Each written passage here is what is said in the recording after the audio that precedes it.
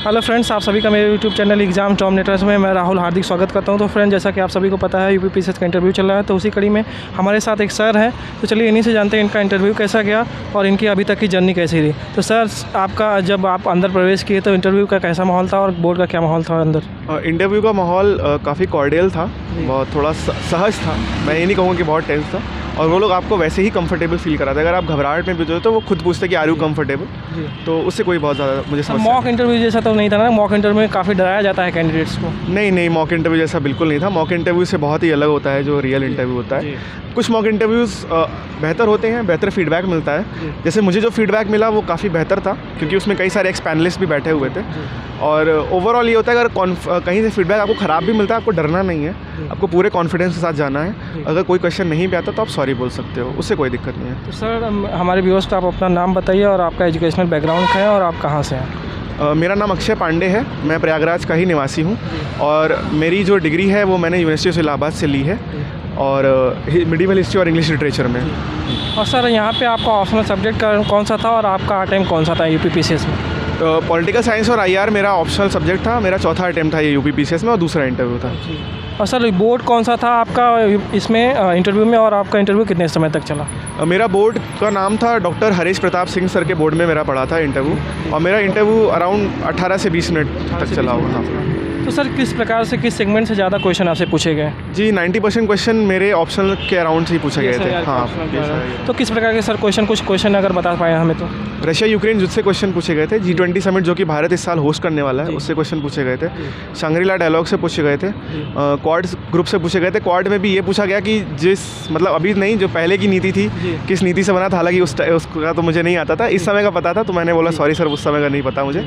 और sir, budget वगैरह से कोई क्वेश्चन? नहीं, बजट से कोई क्वेश्चन नहीं। और यूपी स्पेसिफिक कोई क्वेश्चन सर? नहीं, यूपी स्पेसिफिक भी कोई क्वेश्चन नहीं। सर, जैसा कि आपने बताया आप संगम नगरी से, तो उससे कोई रिलेटेड आपसे गृह डिस्ट्रिक्ट से रिलेटेड कोई क्वेश्चन? नहीं, मैंने प्रिपेयर तो किया था, बट पूछा नहीं उससे। और सर, और कोई क्वेश्चन जो आप, जैसे जीएस से रिलेटेड कोई क्वेश्चन, पॉलिटी वगैरह से रिलेटेड? पॉलिटी से तो नहीं, पॉलिटिक्स से पूछा था। इंडियन पॉलिटिकल थॉट, उन्होंने खुद पूछा कि आपने इंडियन पॉलिटिकल थॉट में किसको पढ़ा है, तो उसके द्वारा तो मैंने बताया कि कुछ सिमिलैरिटीज़ बता दिया मैंने, डिफरेंसेस नहीं बता पाया, उस समय याद नहीं आ रहा था मुझे। तो सर, जैसा कि आपने बताया आपने ग्रेजुएशन पोस्ट ग्रेजुएशन में हिस्ट्री से, मिडिवल और एंशिएंट से किया हुआ है, उससे रिगार्डिंग कोई क्वेश्चन आपसे पूछा गया? हिस्ट्री से लिटरेचर से एक क्वेश्चन पूछा गया था मुझसे।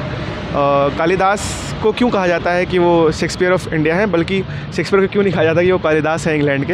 इस पर पूछा। मैंने कहा सर, एजुकेशनल पैटर्न की वजह से, तो आपका इंटरव्यू नहीं बेटा। और सर, जैसा कि अभी आप जानते हैं यूपीपीसीएस का पीटी होने वाला है मई महीने में, तो काफ़ी बच्चे ऐसे भी होते हैं जिनका पीटी ही क्लियर नहीं होता है, और खास करके हिंदी मीडियम के कुछ छात्र ऐसे भी होते हैं जिनका मतलब सीसेट में काफ़ी उनको दिक्कतें आती है।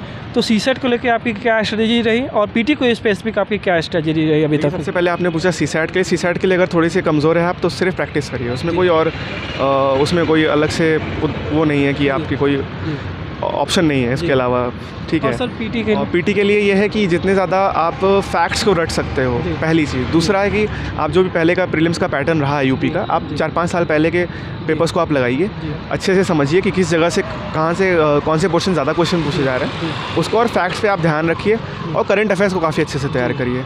और सर, मैं करंट अफेयर्स पे ही आना चाहूँगा कि करंट अफेयर्स आपने कैसे तैयार किया? जी, मैंने ऑनलाइन ही तैयार किया था। कोई एक पेपर वगैरह सर कुछ नहीं, स्पेसिफिक कोई सोर्स नहीं रहा है। तो मीडियम सर आपका इंग्लिश ही रहा होगा? इंग्लिश रहा होगा।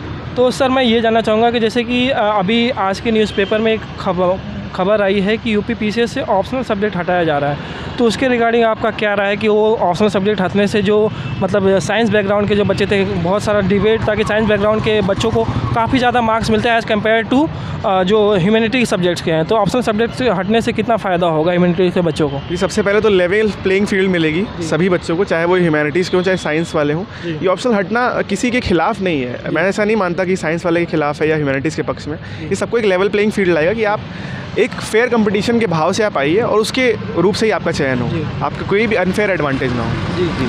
और मैं सर जानना चाहूँगा, आपने अगर मेंस की जो तैयारी की है सेल्फ से की है या कोचिंग से की है? नहीं, मैंने सेल्फ से की है। तो सर, मैं ये जानना चाहूँगा कि जो बच्चा अगर सेल्फ स्टडी से तैयारी करे आपकी तरह, तो अगर वो कौन कौन सी बेसिक चीज़ें, मतलब स्टार्टिंग में कौन कौन सी बेसिक किताबें बुक्स वगैरह पढ़े, जिससे वो मतलब जब भी आगे स्टैंडर्ड बुक जो भी पढ़े तो उसको चीज़ें ज़्यादा बेहतरीन तरीके से समझ में आए? देखिए, सबसे पहले तो एनसीईआरटीज़ आप कवर करिए, स्पेशली बेसिक्स जो भी सिलेबस में है, मेंस के सिलेबस में, वो एनसीईआरटी से, चाहे आपको 10th की एनसीईआरटी से कवर हो रही है, 8th की एनसीईआरटी से, आप सबसे पहले उस बेसिक्स को कवर कीजिए।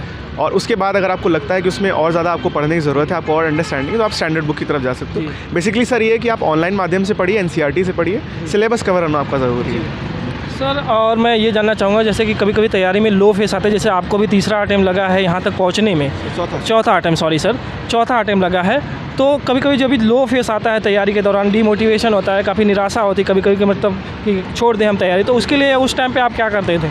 जी मेरा पहला 2 अटेम्प्ट में मेंस क्वालिफाई नहीं हुआ था, तो उस वक्त में मुझे लगता था कि लिस्ट में नाम जब नहीं आता है तो सभी को बहुत बुरा लगता है, बहुत ज़्यादा लो फील होता है।